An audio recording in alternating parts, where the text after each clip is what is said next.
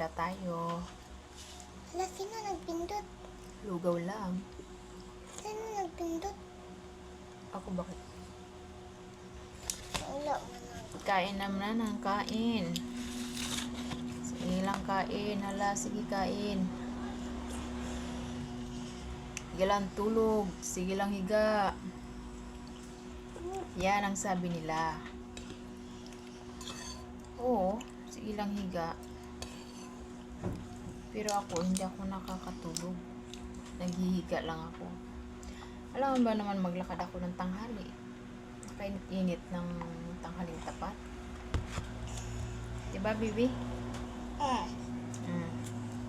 Alam, maglakwatsa kami ng tanghaling tapat dyan sa daan. Saan kami tatambay? Ha? Pam.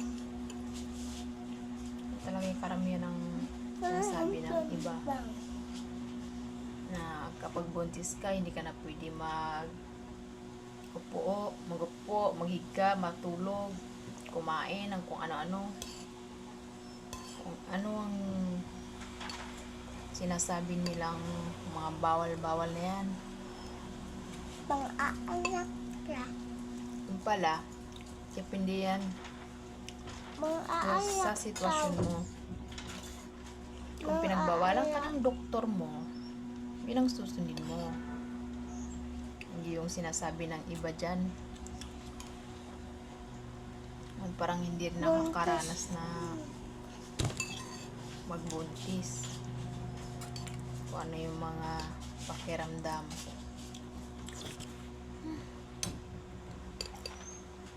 Ewan ko ba? Sa panahon noon at sa panahon ngayon, sobrang nakakapagbago. Kung iisipin mo sa noon, sa mga pamahiin na yan, mga bawal-bawal na yan, nakakatuwa lang. At ngayon na-imagine ko.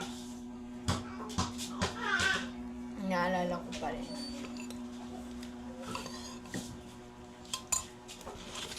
Pero kung masilan ka naman, yan ang hindi ka pwede ano to, tawag nito. Kung ano lang gusto mo, yun ang susundin mo. Siyempre may doktor ka. Papayawan ka ng doktor na bawal ang ganito, ganyan. Susundin mo para sa health condition mo, lalo na sa baby mo, di ba? Pero kung okay naman na ang katawan mo ay kaya mo naman, wala namang bawal sa'yo, it's okay.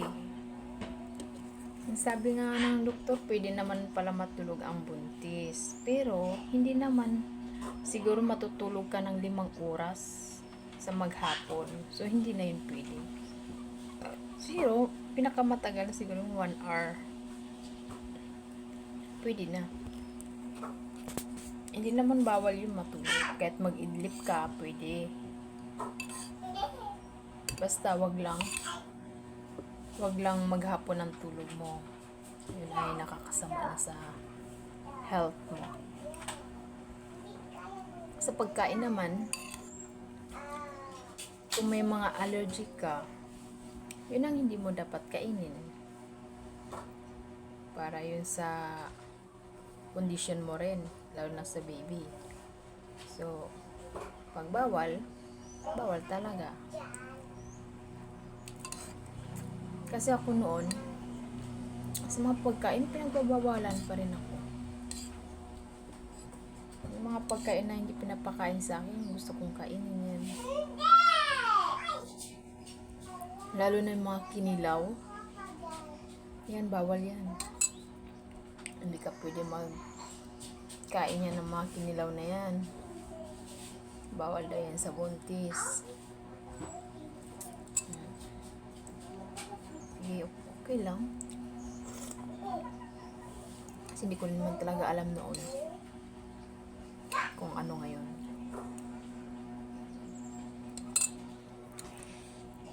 Ito pa, yung solar eclipse. Kapag may ganun daw, ay huwag kang titingin. Huwag Huwag mong panoorin. Kasi masama daw yun sa baby. Ewan. Pero hindi ko rin talaga ginawa yun. Hindi rin talaga ako tumingin. So, kasi parang nakakatakot naman kung anong mangyari sa akin, sa baby mo, di ba? Para sa safety mo na rin yun. Kung anong mangyayari kung titingin ka doon. Siguro dahil sa magkaroon ka ng epilepsy. Yun ba yun? Magkakasakit ng ang anak mong epilepsy. Dahil sa tumingin ka sa eclipse na pangyayari.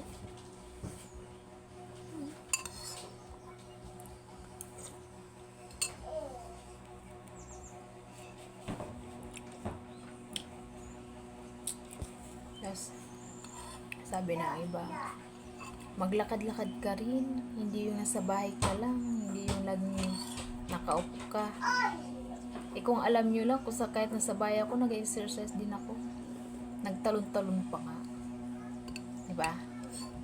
Hindi pa ba exercise yun? Ang tawag doon, ano yun? Tambay sa bahay.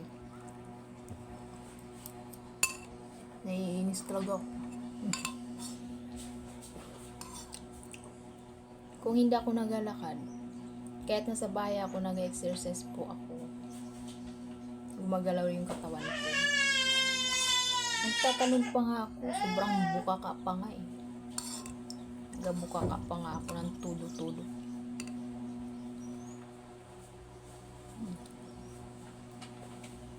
Ginagawa ko yun noon. Simula sa una.